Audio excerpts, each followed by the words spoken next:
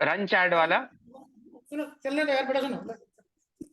हाँ, तो ये 7 बेसिक क्वालिटी टूल्स जो थे उसमें हिस्टोग्राम हम देख चुके हैं, फिशबोन देख चुके हैं, चेकलिस्ट देख चुके हैं, परेटो देख चुके हैं और रन चार्ट देख चुके हैं। ठीक है, अभी मैं जो बताना चाह रहा था वो रन चार्ट की उपयोगिता बताना चाह रहा था।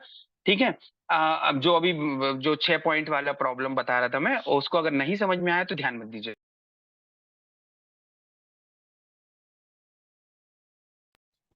स्कैटर्ड प्लॉट छूट गया है। कंट्रोल चार्ट और स्कैटर्ड प्लॉट ये दोनों छूट गए हैं, तो ये मेरे पास इसका डिटेल है भी नहीं है। कंट्रोल चार्ट में केवल ये याद रख लो कि जो आपको 2-3 बार मैं देख चुका हूँ, जो आप पार्टोग्राफ भरते हो वो कंट्रोल चार्ट का एक एग्जाम्पल होता है। एक सेंट्रल लाइन होती है बीच में, और उसकी एक अपर लिमिट होती है और एक लोअर लिमिट होती है। अगर आप ग्राफ प्लॉट करते हैं एक संख्या में ऐसे ऐसे करते जाते हैं, अगर अपर लिमिट से ऊपर पहुंच गए, अपर लिमिट ये जो लाइन खींची हुई है अपर लिमिट से ऊपर पहुंच गए, तो वो अलार्मिंग साइन होता है। मतलब वो आपके लिए अब कहीं गड़बड़ जा रहा है, अब आपको अलर्ट हो जाना चाहिए। या फिर लोअर लिमिट से नीचे चले गए तो भी आप उसी में यही सेम चीज रहेगी। सेंट्रल लाइन से अगर यह लिमिट से आप नीचे चले गए तो आपके लिए अलार्मिंग साइन है। सेम चीजें आप देखते हो जब आप पार्टोग्राफ भरते हो, तो उसमें एक अलार्मिंग लाइन होती है, वो आपकी अपर लिमिट हो सकती है या लोअर लिमिट होती है। उन दोनों से अगर आपने क्रॉस किया तो आप उसमें कहीं खतरे में हैं, अब आपको अलर्ट हो जाना चाहिए। कंट्रोल चार्ट का अकेला ये मतलब होता है। इसकी डिटेल मेरे पास नहीं है, इसलिए मैं इससे ज्यादा नहीं पढ़ा सकता। और स्कैटर्ड प्लॉट ये होता है कि इसमें कोई जो जहां पर ये कंसंट्रेशन बताता है सबसे ज्यादा, मार्क करते हैं हम किसी की शुगर आ रही है, यहाँ शुगर का एग्जांपल लेते हैं। यहाँ पे किसी की शुगर आ रही है 180, किसी की आ रही है 150, और ये वो सब बताते हैं। तो मैक्सिमम लोगों की कहाँ पे आएगी, 80 से लेके, ये डॉट बनाते हैं हम एक एक व्यक्ति का, तो मैक्सिमम लोगों की जो शुगर है वो 80 से 120 के बीच में, यहाँ पर डॉट खूब सारे नजर आएंगे। और 120 से ऊपर का लिमिट जो रहेगा वहां पर बहुत कम डॉट नजर आएंगे। और 120 से सॉरी 80 से कम वाले में बहुत कम डॉट नजर आएंगे। मतलब ये है, ये एक नजर देख के आपको मैक्सिमम संख्या की रेंज बता सकता है स्कैटर्ड प्लॉट। इसके अलावा आपको इसमें पढ़ने की आवश्यकता नहीं है। कुल मिला के मैंने 7 बेसिक क्वालिटी टूल्स को एक्सप्लेन कर दिया है, इन दोनों को शॉर्ट में किया है। जितना आपको समझ में आया उतना सफिशिएंट है। ठीक है। इसके अलावा अब और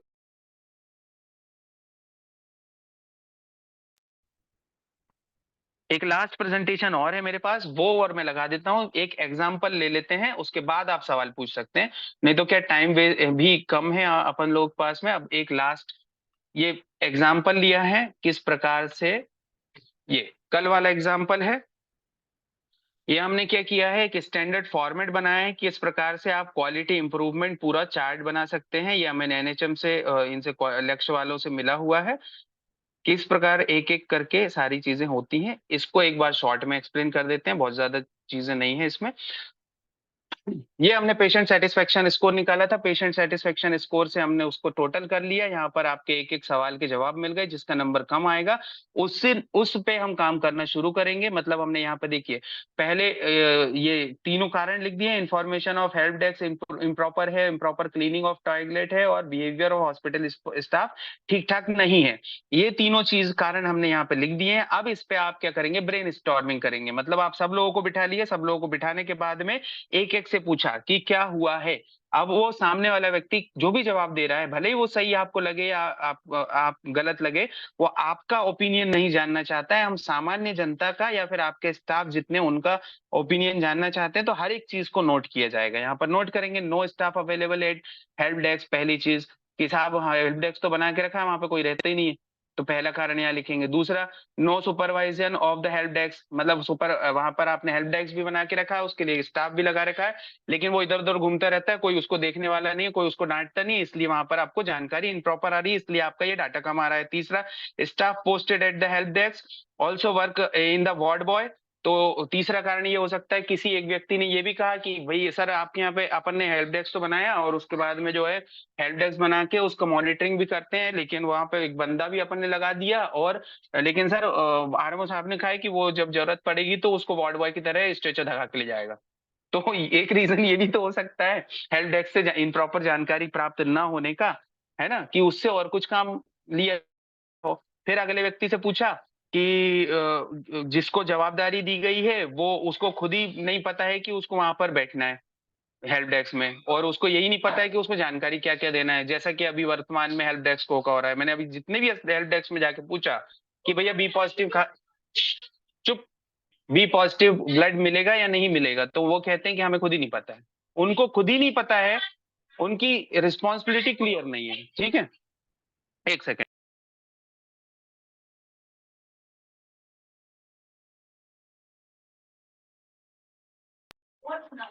हेलो।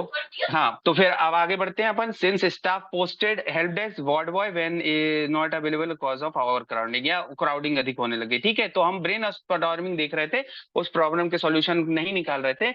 हमारी पहला समस्या जो थी, information of the help desk proper नहीं है, उसमें कम संख्या आ रही थी, उसका हम ब्रेन स्टॉर्मिंग किए। उसके सारे सवालों का हमने जवाब एक एक व्यक्तियों से लेने की कोशिश करी, तो वो सारे यहाँ पर आ गए। ठीक, आगे अभी ये सारे तो रीजन मिल गए, और इसके बाद में हम इसका सॉल्यूशन भी ढूंढेंगे। 5 मिनट इसके जस्ट आगे है। फिर दूसरे वाले सवाल का ये ब्रेन स्टॉर्मिंग है। ओनली 3 हाउस कीपिंग स्टाफ, कौन सा बाथरूम क्लीन नहीं था, उसके लिए केवल 3 स्टाफ है साहब, फिनाइल नहीं मिलता, ये नहीं मिलता, वो नहीं मिलता, सारा एक के नीचे एक लिख दिए। फिर अगला तीसरा कारण क्या था, इनप्रॉपर बिहेवियर, बिहेवियर अच्छा नहीं है हमारे यहाँ के स्टाफ का, तीसरा संख्या वो मिल रही थी।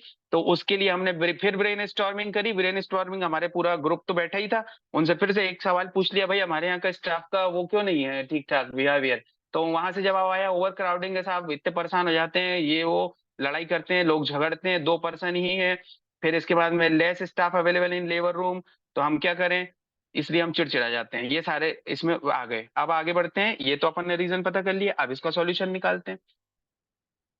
फिर उसी का एक्शन टेकन बनाएंगे। जो जो प्रॉब्लम्स आपने यहाँ पे ब्रेन स्टार्मिंग में यहाँ पर ये आई थी, इन सब का आप क्या करेंगे, एक्शन टेकन बनाएंगे। एक एक व्यक्ति को अलग अलग करके यहाँ पे ये लिख दिया ना, unavailability of staff help desk. फिर उसका क्या करा हमने, वन स्टाफ को हमने फलाने को नाम से, जैसे शांति या राजा शुड बी मेड, यहाँ पर उसको ड्यूटी लगा दी। किसने लगाई, फैसिलिटी इंचार्ज ने, कितनी तारीख को तक से लगाई है, यहाँ पे लिख देंगे। फिर इसको वेरीफाई कौन करेगा, ये सब ये पहले भी बता चुका हूँ। ठीक है ना। हर एक उसका ये एक्शन टू बी टेकन ऐसे बनाया जाता है, वो बना लेंगे। अब आगे आते हैं, ये तो 10 नोज होते हैं, मतलब जो आपके उसमें नहीं किया जाता है, वो आगे बढ़ते हैं। ये इसको मैं एक रिवाइज थोड़ी देर में करवाता हूँ। पहले मैं वो रीजन बता रहा था, उसके जो आपने ऊपर ब्रेन स्टॉर्मिंग करी है, उसका कारण पता करने के लिए एक होती है वाई वाई एनालिसिस, वो है यहाँ पर। एक सेकेंड, बाप रे कितना सारा है,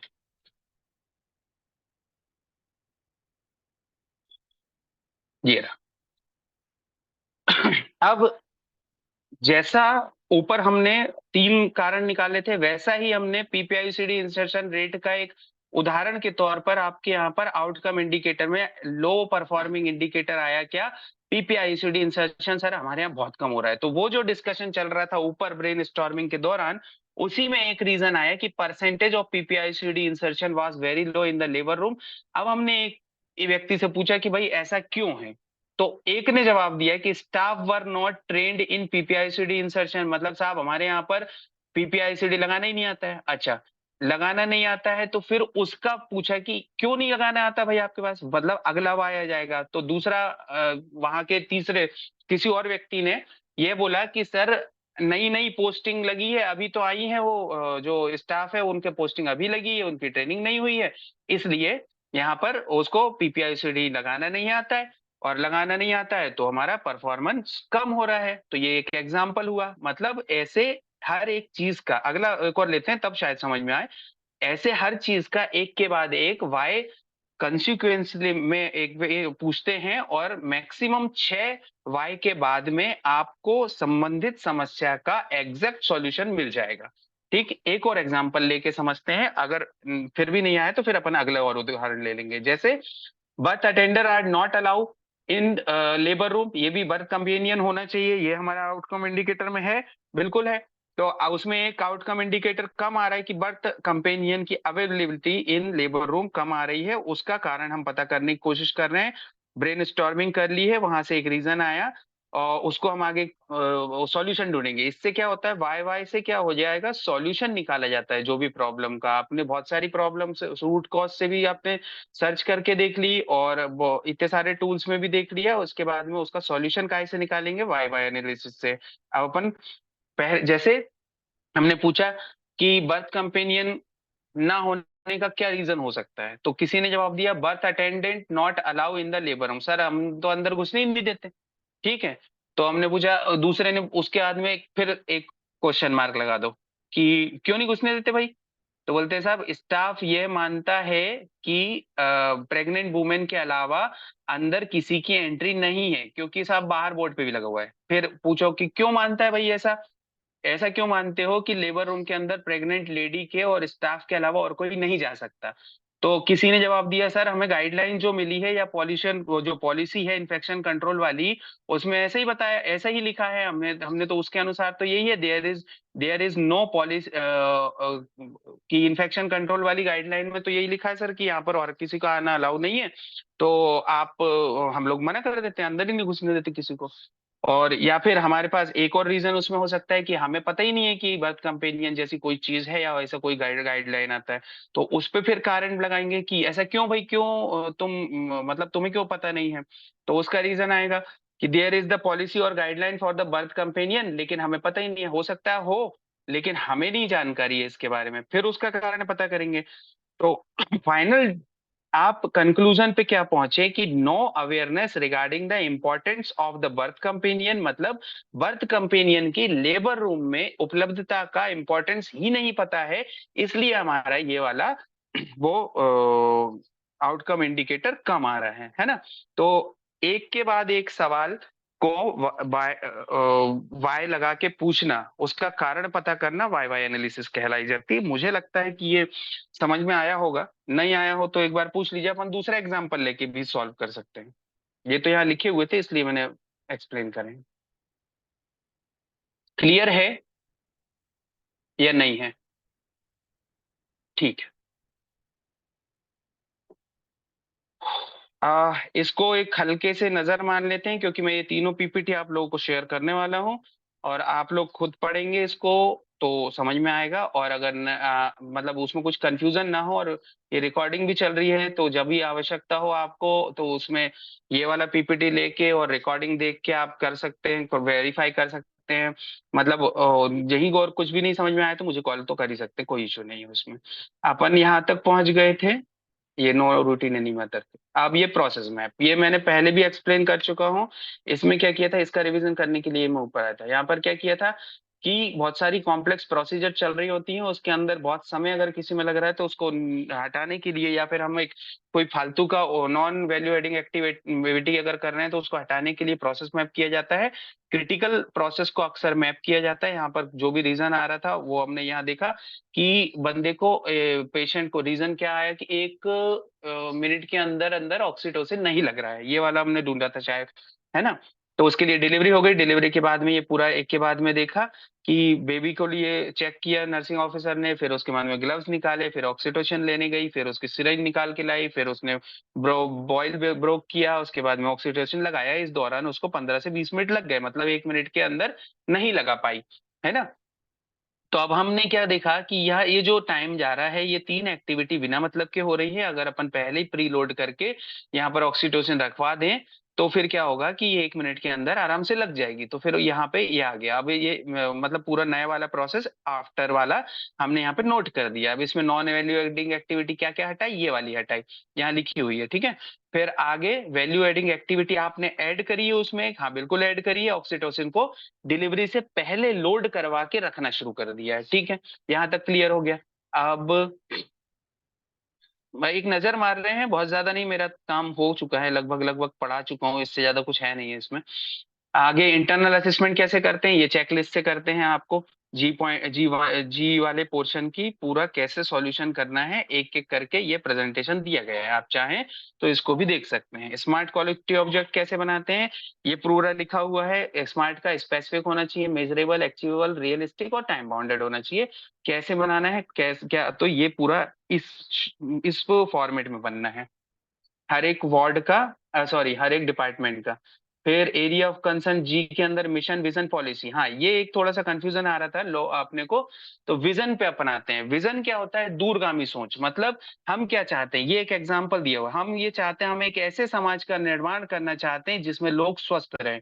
बहुत दूर की सोच है। जैसा एक एग्जांपल और लेते हैं, ये रिलायंस कंपनी ने में धीरू भाई अंबानी ने क्या विजन रखा था कि हर व्यक्ति के हाथ में मोबाइल रहे। ठीक, ये उसका विजन हो गया, दूरगामी सोच हो गई। ऐसे ही टाटा का एग्जांपल लें तो उसमें टाटा कार वालों ने क्या एक विजन रखा था कि हर गरीब के पास में, सबके पास में कार हो। ठीक, तो ये उसके पर्टिकुलर कंपनी का विजन था कि वो ऐसे काम करेंगे कि वो कोशिश करें कि मैक्सिमम लोगों को कार तक पहुंचाया जा सके। या रिलायंस वाले ऐसा काम ने विजन यह रखा कि वो ऐसा काम करेंगे कि हर एक व्यक्ति को मोबाइल मिल जाए, सस्ता करें और वो करें, वो सब मिशन वगैरह में आ जाएगा। तो अपना अस्पताल, कोई भी संस्थान अगर काम कर रहा है तो कुछ ना कुछ सोच लेके तो शुरू किया होगा, भले ही वो सोच आपने रखी होगी या सरकार ने रखी होगी। तो यहाँ पर हम क्या करेंगे, हमारे अस्पताल का एक विजन बनाएंगे। एक एग्जाम्पल ये है, सरल शब्दों में बनाए वो ज्यादा अच्छा है, और हिंदी में बनाए वो और भी ज्यादा अच्छा है। एक समाज जहां सभी लोग स्वस्थ रहें, लंबे समय तक जिएं, और मन की शांति के साथ यह जानते हैं कि उन सभी स्वास्थ्य संबंधी जरूरतों को, अब इसमें क्या होता है, मन की शांति के साथ को आप हटाया जा सकता है।